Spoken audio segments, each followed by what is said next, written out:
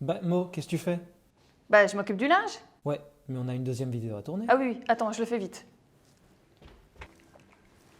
T'es sérieuse? Attends. Je suis à 2 doigts de les éclater. Bon, on la tourne cette vidéo, oui ou non? Ah ouais, Cerise, c'est quoi encore le sujet? Mo, la procrastination.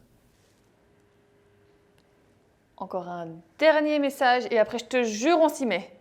Alors, comme vous avez pu l'entendre, aujourd'hui on va parler de procrastination. Je pense que vous en avez déjà tous entendu parler et que même certains d'entre vous sont mariés avec. I'm a single lady, I'm a single lady.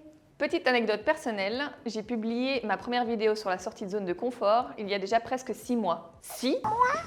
Donc si je continue sur ma lancée procrastinatrice, Ça se dit ça? je suis partie pour faire seulement 2 vidéos par an. Alors tout d'abord, j'aimerais dire qu'il y a autant de raisons et de façons de procrastiner qu'il y a de procrastinateurs. Waouh, c'est chaud à dire. On dit souvent que procrastination rime avec perfectionnisme, mais en réalité, il y a plein d'autres causes possibles. La peur du jugement, par exemple. Tant que ton objectif ou ton projet n'existe pas, personne ne peut le critiquer. La peur de l'inconnu. Elle peut aussi inhiber l'action. Vous vous souvenez de la sortie de zone de confort? Si tu ne comprends pas d'où vient ce clin d'œil que j'ai galéré à faire, n'hésite pas à aller voir ma première vidéo. En gros, une partie de notre cerveau est en mode survie. Elle va vouloir nous protéger. Cela va nous empêcher d'agir et va nous faire procrastiner. Alors, comment on va remédier à ça? De nouveau, ça va dépendre de chacun et de son rapport à la procrastination. Je peux vous parler de 2 techniques assez connues. La première, c'est la stratégie du coq. Comment je vais m'y prendre, où et quand. En gros, c'est planifier les étapes de la tâche et les noter dans ton agenda. La deuxième, c'est la règle des 5 secondes de Mel Robbins. Cette règle consiste à faire un décompte. 5, 4, 3, 2, 1... Avant de prendre une décision pour éviter au doute de s'installer et de bloquer l'action. Ça aide même les gens à se remettre au sport. Alors, 5, 4, 3, 2, 1... Hé, mais ça marche!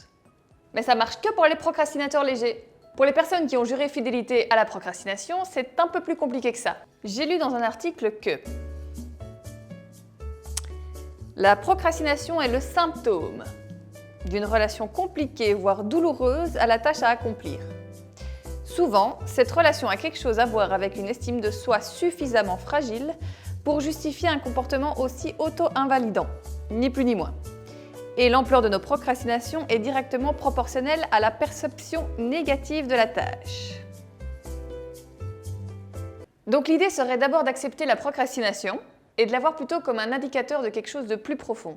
Car à force de détester notre procrastination, on va risquer de l'alimenter. Voilà, on pourrait parler des heures de la procrastination, mais là je pense que c'est déjà pas mal. Si vous avez aimé la vidéo, n'hésitez pas à la partager. Merci et à bientôt pour la prochaine vidéo.